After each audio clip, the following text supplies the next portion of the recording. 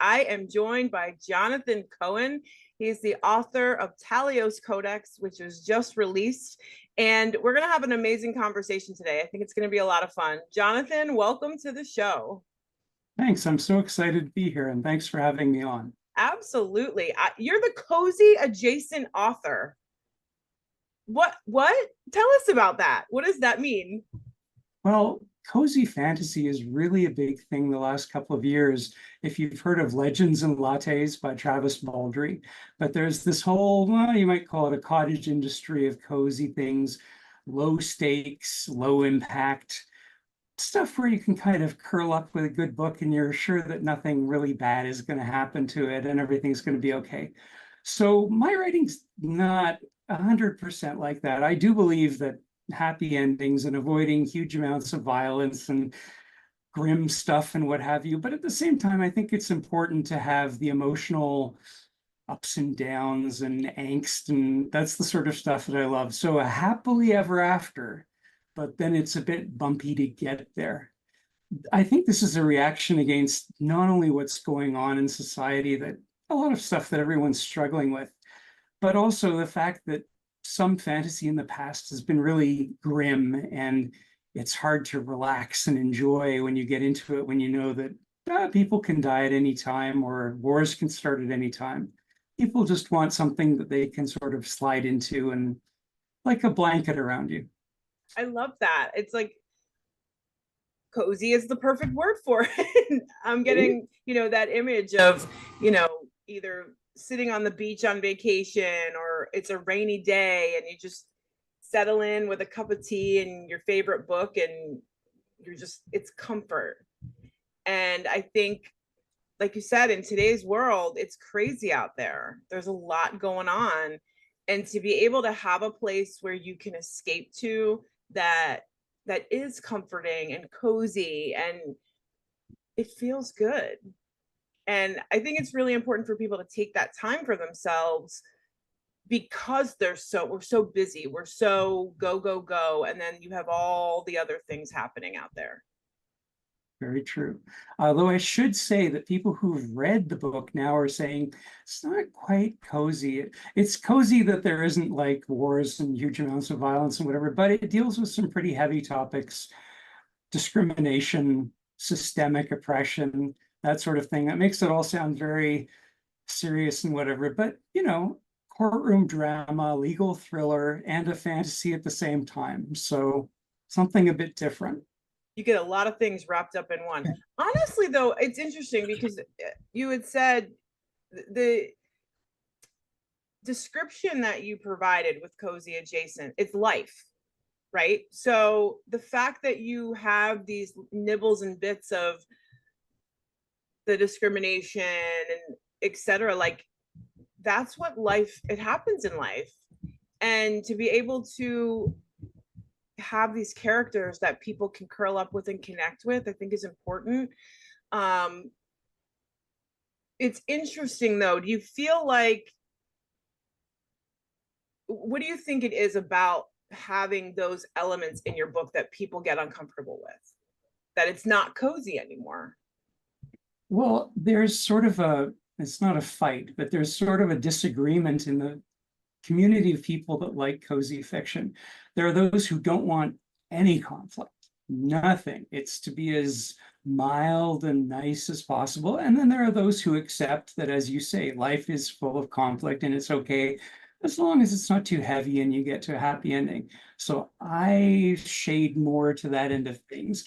But when you say cozy, people wonder, are you talking that end of things or are you talking that end of things? And it's such a new genre that I think people are still trying to decide what qualifies. The Legends and Lattes that I was referring to, which just won an award last year, it's a lot more gentle. There are a couple of bits of serious things, but it is very sweet and gentle. He calls it a low stakes novel, and I agree. So yeah, I think that it's something that we still have to define, and I think it's good for people to know. That's why I include content warnings on my website and even right at the beginning of the novel. So if somebody wants to look at the sample on Amazon, go, oh, no, no, no, no, they can nope out right then and there. But, you know, I hope they'll continue on. Do you think it's important that more authors are incorporating those the warnings and that information as part of their book? I do. I do. And it's funny because I never used to.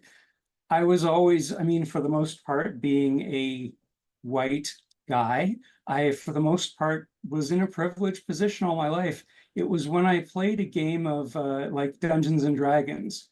And I don't know if you're familiar with the X. There's No, like tell us. there's an X on a piece of paper that some, and if somebody says something uncomfortable, you can tap on the X and say, hey, I don't want to hear about spiders, giant spiders, for example. And I always thought, okay, okay, okay. And then one day, somebody said something, and I thought, oh, yeah, wow, okay. So finally, from my point of privilege, I got a chance to see what it was actually like to be in their shoes. I think it's helpful. I really do think it's helpful. I don't think it's necessary, but it doesn't hurt people that aren't into it. So why not? You might as well help people. And you know, you do see people who are like, I am triggered because something bad happened to me in the past. Yeah. And yeah, and it's hard. So I would rather they know in advance. I think that's interesting because you give the reader a choice right from the very beginning to either come on the journey with you or not. And that gives them a lot of power and investment in the story. And I think that's interesting because they've already made the choice before they even got into the book, whether or not to go down that path. Because you've given them that warning. When I think of cozy, I don't necessarily think that I'm going to get triggered when I read the book. That doesn't mean I wouldn't want to, but I get to make that decision for me. I think where we are today in society, where media is thrown out there, you have access to every bit of information possible.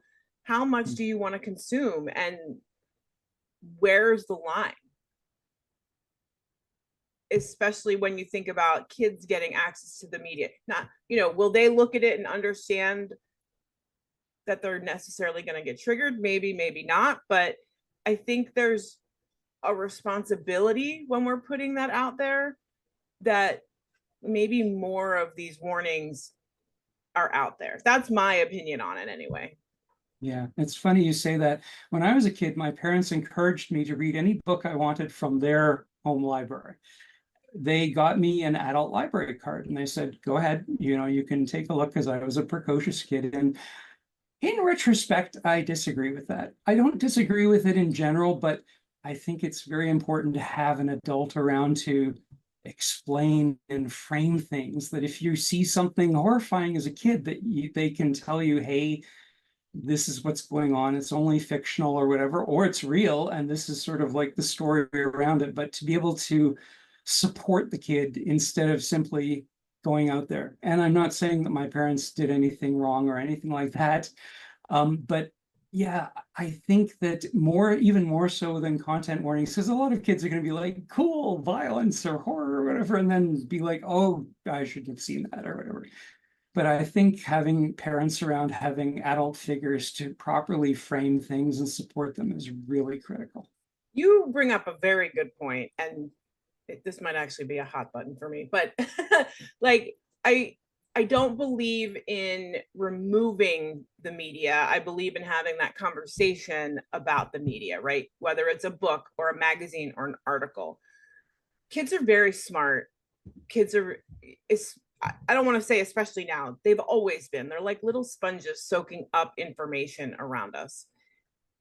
I don't believe that we necessarily need to take all of the reality out of what they're reading, because that's not what life is. But I do agree with you that being that adult figure to frame it, to help them understand, give them perspective, make it a dialogue, because then they can actually integrate and understand the lesson of the work. Whether it is discrimination, war, hate, love, even, you can start to really have an impact on changing the world that way. I mean, if we just start sitting down with our kids and having conversations about books and history. And so I'm really, really glad you brought that up. Yeah, I would say that there is some stuff that is probably needs to be age appropriate, like extremely violent content and things like that. Something where if the kid sees it, they could be instantly traumatized. And no matter what you say, you know, I was adopted, and my parents, I bring this up because the agency told my parents, as soon as he is able to understand, express it in a way that he is able to understand, so that it is normalized. And so that when I was old enough, they said, your mother loved you very much. She couldn't keep you, and so she gave you up for adoption, and we got you. This was as far as I could understand at that time. So yeah, like I'm saying, I think it has to be explained in a way they can, and there's some stuff that you just can't. When they get older, sure. When they get older and explain that, hey, this is all made up, this is fantasy or whatever, or this is real, this is a serious thing, and here's what we're doing about it, and here's what we think about it. Mhm. I think that's a good point. Absolutely. I am interested to see how this genre evolves over time. Um, Something else I want to talk about. So, 1999, you wrote Bear Like Me. You published in 2003. And you say on your website you spent from the ages of 14 to 31 working towards being good enough to get published. When was the moment that you looked at your writing and said, okay, it's time? What was good enough? What was that process like for you? And when did you know that maybe, maybe I'm ready? I think it was more a matter of knowing that I wasn't ready before that, that I would write things and that I would look back on it and it's like, this looks pretty clunky or whatever. And one of the things about writers is, on the one hand, you think your stuff's amazing, and that's why a lot of people send it out when it's not ready. And then on the other hand, you think it's terrible at the same time. And sometimes you can think both things at the same time.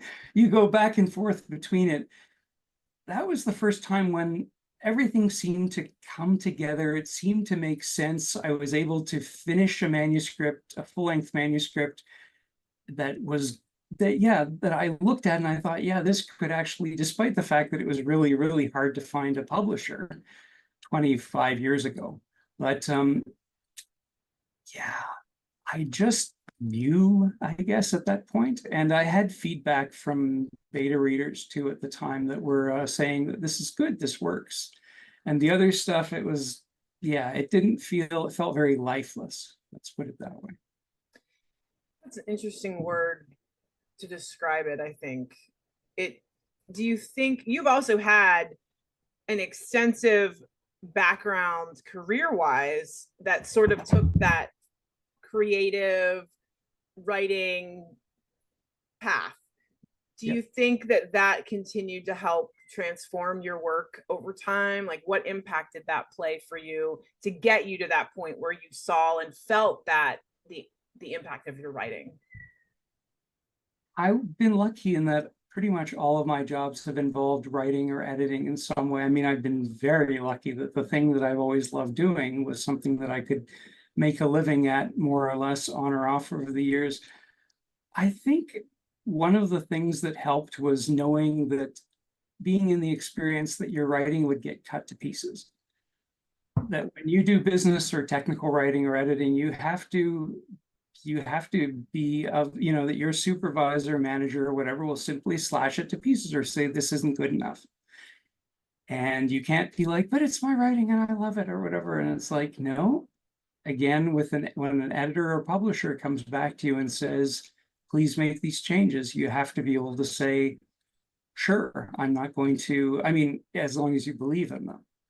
So I think that was the primary thing, to not get super attached to my writing and be able to change based on what other people suggested.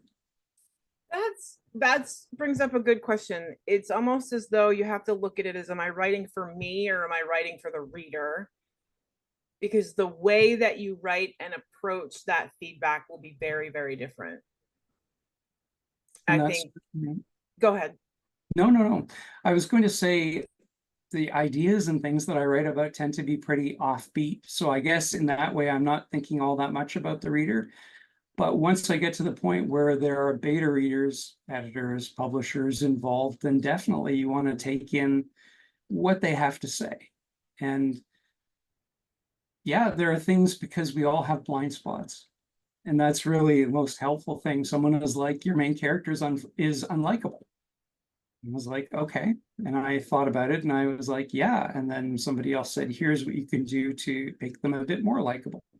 But it hadn't occurred to me. I was like, oh, they'll be fine with it. And so that's why in the olden days, a writer would write and send things off to a publisher, and that would be it, or an agent.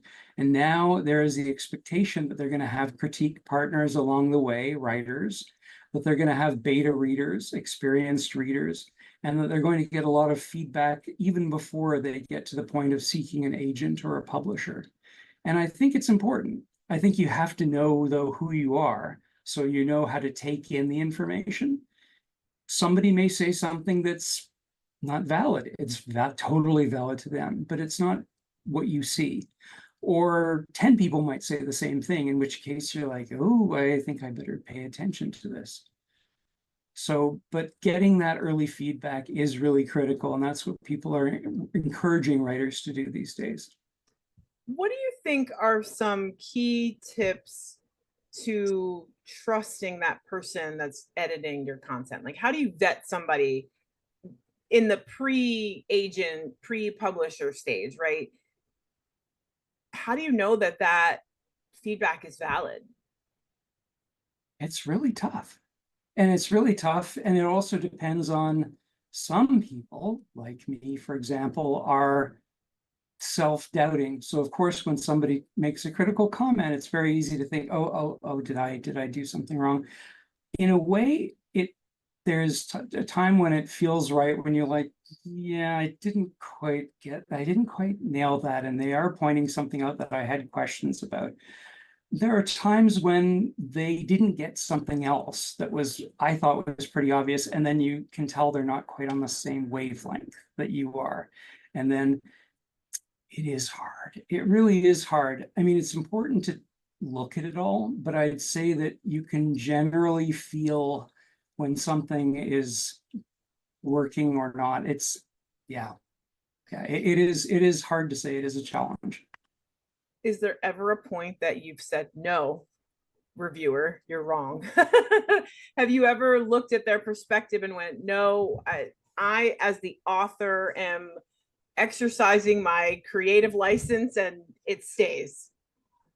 Yes. There was once where they didn't get a joke. Okay. They didn't get a joke at all, and they were completely confused by an entire scene. And I thought, well, that's okay. Other people did get it. I checked to make sure. And then there was another time when, as I said, they found the main character unlikable. So as they got further into the story, they were discounting every single positive thing he did, and they were like, oh, here he goes again, or whatever. And so, of course, by that point, I knew they hated him, and that, unfortunately, generally speaking, anything he did would not help. So, and again, see, it's from their point of view. Go to Amazon and look up any beloved book, and you'll see a ton of one-star reviews. That doesn't mean they're wrong, but that means from their perspective, the book didn't work for them. That's a really, really good point. Like, even some of the biggest, best, like, classics have that 1 star, because not every piece is for everyone.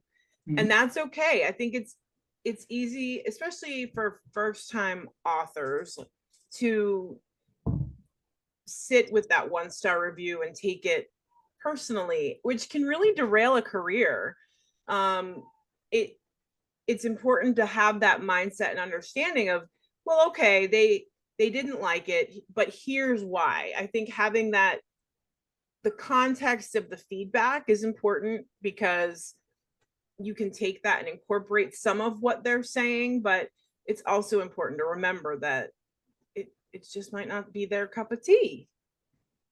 Yeah, maybe cozy adjacent is not for everyone. Yep. But like I said, yeah, go to a Stephen King novel or whatever. And I mean, there are different things too. There are novels where people say, "Oh, this is the worst trash ever. Why are millions of people buying it?" You know, I mean, I'm sure you can think of a few. I can. But the thing is, there's something about them. They're compulsively readable. They're trashy in a good way. They're like, I can't stop turning the pages. They're like, oh my God. So maybe the characterization isn't good. Maybe the writing isn't tremendous, but there's something about them that people are loving and recommending and whatever. So, I mean, people, that was another thing about looking at the reviews that I've gotten so far. People take away different things from the book. Some people like the characters, some people are interested in the messages or the plot or whatever. So you can never quite tell what they're going to latch onto and what might resonate or not with them. Have you ever had that resonance be something you didn't expect? Like you were really, really shocked by something that a reader picked up on that maybe you weren't expecting, that really stuck with them? Yeah, I guess people saying that this is people saying this has heavy themes to it, and people saying that this is basically a book that is a lot of social justice commentary, because that's not how it started out at all. It started out as a very simple courtroom drama, lawyer trying to redeem himself, and then the whole thing about an oppressed minority and him getting involved in them. And then as I wrote that, a lot of things about how does somebody who is privileged, who is mainstream, start to come around to their perspective. And so it was very natural that that happened, but I didn't realize until I sort of read the reviews that that is framing a lot of the story. Mm, So, interesting. yeah. Well, so tell us a little bit more about Talio's Codex. First of all, am I saying that correctly? Talio. Yes, you are. Okay. Yeah. Yeah. Um, so this just came out. Congratulations. Thank you. You've given us little bits and pieces, but what can you tell us about this piece? Sure. Okay, so it's about the main character. His name is Talio, and in this fantasy world where he lives in, he was a judge for many years until his wife caught him in bed with another man, and he lost his codex, his book of the laws, which is very valuable and considered very important. So he went off for 10 years to be a scavenger in the far reaches of the country. And finally, his wife comes back to him and says, I need you to defend somebody in a court case. You're the only one who can do it. He comes back, he has the chance to regain his legal position. And the character that he's defending is a member of a religion called the Incarnates, who completely are cloaked and hooded head to foot, except for their hands, which have a tattoo for identification as part of their religion. And he is accused of murder, and people generally hate them, and they are oppressed, and it is an open and shut guilty case. There's no way he can get off. Talio has to get him off, has to get him found innocent. And once that happens, he has to start rebuilding his legal career, and he finds that he's tied in with the Incarnates all the way through. He starts to have a bit of a romantic relationship with the guy that he defended, and he starts finding that there's a conspiracy going on about the legal system that started 50 years ago, that in fact has something to do with why he was tossed out in the first place 10 years earlier. So lots of courtroom drama, lots of legal stuff, a bit of adventure, a heist, a bit of mystery, romance, and yeah, there's a lot of stuff and some magical stuff as well. I love that. I'm so excited for you. Thank you. Where can everyone find the book? I wanted to hold it up. Can you see me? Yeah, down a little bit. There we go. Yes. Okay. The paperback finally arrived this week. Anywhere, Amazon will have it, and all of the other bookstores, the Kobo bookstore and Barnes and Noble and what have you. I've seen it on multiple bookstores. If people search Talio's Codex with that spelling, they should be able to find it, no problem. Great. And your book comes from Space Wizard Science Fantasy, Yep. which we love. How was the experience working with them? It was great. It was great. I really have to say that the publisher, Will Tracy, did a great job shepherding everything through, and especially the way that he did the developmental edit of the book made it a lot stronger, that he had a real sense for what was working and what wasn't quite working and could be improved. I think, yeah, he also is very promoting and encouraging of queer authors, which I think is really important. Mhm. And yeah, general all around great guy and all around great situation. I'm really pleased to be with them. Oh, that's awesome. And we had Will on the show a couple of months back. It was a great interview. I so appreciate the work that Space Wizard is doing because I think it is important, like you said, new voices, different voices coming in and sharing their creative work and putting their spin on where previously they might not have had that opportunity. So I think I'm so grateful for their work. I'm so glad that you have Talio's Codex. What's next? Is there a sequel? There is a sequel, actually. Will suggested that I could write one, and yeah, I'm hard at work on that. I'm also trying to get an agent for another book that I've written that is something completely different, cozy fantasy, but to do with disability rap. Oh, okay. That's That, amazing. yeah, yeah. So there is a lot going on. It is a busy summer, and the other stuff, the caregiving continues. So What do you do when you're not writing? um the caregiving takes up some time, definitely. I'm the caregiving for my elderly mother now. She's 90, she's about to turn 96. Ooh, She's still at it. Until recently she could drive. So she's still quite with it and does social media and all that sort of stuff. that's amazing. Yeah, so reading, getting out when I can, and yeah, it's busy times. It took me 2.5 years to get from starting Talio's Codex to now, and the publisher wants a sequel by the end of the year. So it's gonna be yeah, Whew, get to writing. You got homework to do. I do. I Where do you take your creative nodes though? Like where's your inspiration come from? Do you have a writer or a book that you've read where you can go back to and that gives you the fuel to keep moving?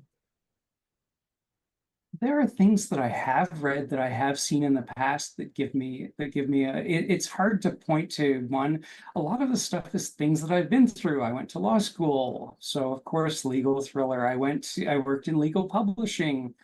Um, like I said, I've been a caregiver as well.